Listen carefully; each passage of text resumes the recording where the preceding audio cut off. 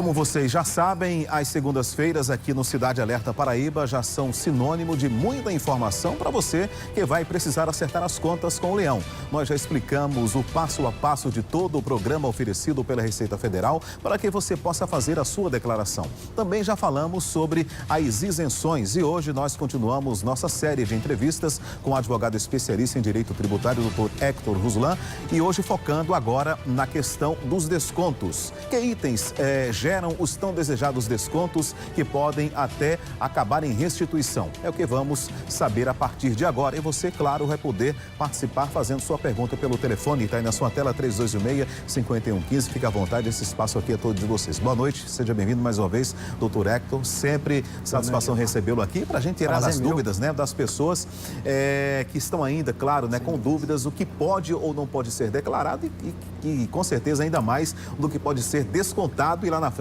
se converter em uma restituição.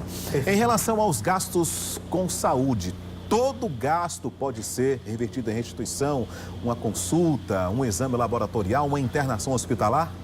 Boa noite aos contribuintes da Paraíba. Boa noite, Gilmar. Boa noite.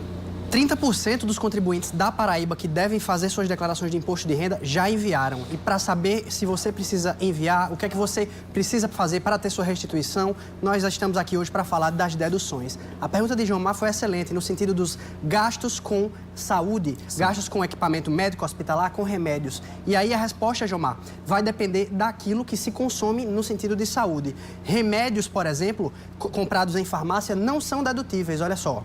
Já os gastos, por exemplo, com hospitais, atendimentos em clínica, esses sim são dedutíveis do seu imposto de renda. O seu Paulo Aparecido, ele deixou a pergunta na produção, foi Júlio, ou está conosco ao vivo, deixou na produção. Ele tem um plano de saúde, ele quer saber como é que ele pode aí incluir esse plano de saúde na sua declaração e, quem sabe, ter uma restituição. Tem que pegar documento, como é que faz? Exatamente, ele tem que, como nós já viemos falando aqui no programa, o senhor tem que ter o acesso ao programa oferecido pela Receita Federal para que você possa fazer a declaração do seu imposto de renda e esses valores gastos com saúde, o senhor vai poder sim debitá-los na sua declaração do imposto de renda. Agora, levando em conta aquilo que a gente tem que saber. Por exemplo, nem todo gasto com saúde é gasto dedutível, tá certo? Como a gente falou aqui. Por exemplo, gastos com remédios. E existem questões que, inclusive, até os gastos com remédio podem entrar. Por exemplo, se o gasto com remédio tiver sido de um atendimento hospitalar, por exemplo, e isso tiver lá na conta do hospital, você vai deduzir sim esses valores. Agora, na bancada da farmácia, não. Por exemplo, uma pessoa que tem um remédio para o resto da vida, isso não pode ser deduzido, não pode ser colocado, não. Infelizmente, esse valor não é apto à dedução. Gastos, por exemplo, agora com aluguel, pode ser deduzido do imposto de renda? Perfeito, Gilmar. Em regra, o gasto com aluguel, ele pode ser deduzido se o profissional autônomo, o profissional liberal, utilizar esse valor para o exercício de sua profissão. Entretanto, aquela pessoa, em regra, o contribuinte regular que aluga um imóvel para residir, seja sozinho, seja com a sua família, em tese ela não teria o direito à restituição. Agora, esse caso dos autônomos é interessante e pode ser que nem todo mundo saiba, é muito importante que a gente possa falar aqui. O senhor Damião está na linha. Boa noite, senhor Damião, fica à vontade, o espaço é seu. Boa noite. Boa noite. Eu queria saber, doutor, que eu sou um meio, como se diz, eu queria saber se eu preciso declarar imposto de renda. Eu sou um meio empreendedor individual. Excelente pergunta. O microempreendedor individual, o MEI, ele precisa declarar o imposto de renda, sim, se estiver enquadrado em uma das possibilidades de declaração. Por exemplo, se o senhor auferiu renda no ano de 2008 superior a R$ 28.559,70, o senhor vai ter que declarar como MEI, sim. Também o caso, se o senhor tiver patrimônio acumulado em mais de R$300 mil, você terá que declarar o seu imposto de renda também.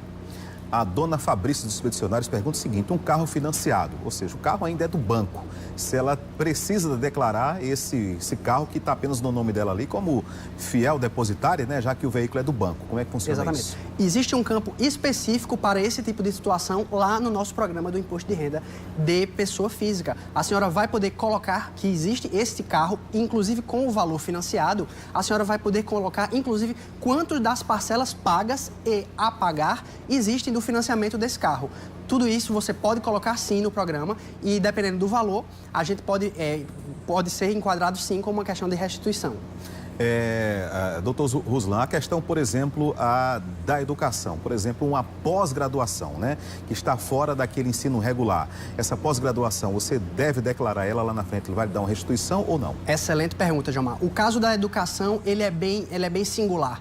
O teto para gastos com a educação é de R$ 3.561 por contribuinte ou pelos seus dependentes.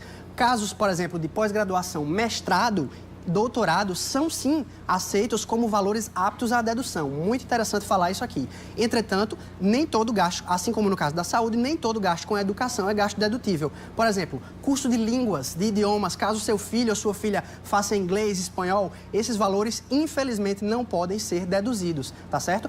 Cursos de informática, tá certo? Esses valores também não podem ser deduzidos. Além disso, cursos, por exemplo, de preparação para pré-vestibular, esses também não podem ser dedutíveis. Quem está na linha, doutor Ruslan, é a dona Rose de Cruz das Armas. Boa noite, dona Rose. Boa noite. Vontade. Boa noite. Pode fazer sua pergunta.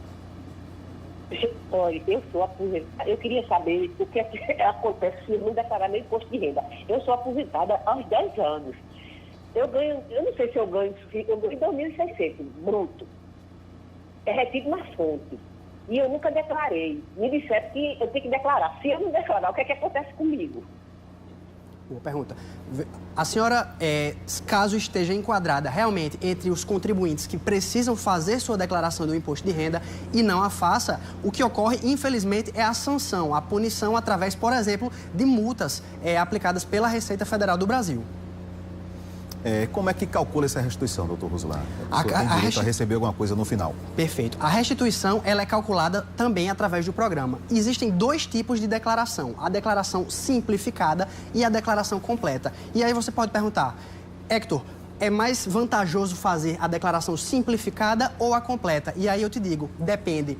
Caso você, contribuinte, tenha gastos com educação, com saúde, tudo isso que a gente veio discutindo aqui, pode ser que seja vantajoso você fazer a declaração completa. Mas para fazer a declaração completa, você precisa estar bem documentado e provar todos esses gastos para que você não caia na malha fina. Já no caso da declaração simplificada, ela é mais simples de ser feita e possui um valor do abatimento, seria de 20% daquela renda auferida de maneira bruta. E aí, para saber se é melhor fazer simples ou completa, o contribuinte deverá colocar as informações no programa e o programa gerará os valores, que aí, através dos valores, você decidirá se fará de forma completa ou de forma simples. Ok, doutor Hector, obrigado pela sua presença mais uma vez aqui. Nosso próximo encontro já marcado segunda-feira que vem, ainda falando da declaração do imposto de renda. Então, boa noite para o senhor e até lá. Agradeço. Boa noite a todos. Boa noite, Gilmar.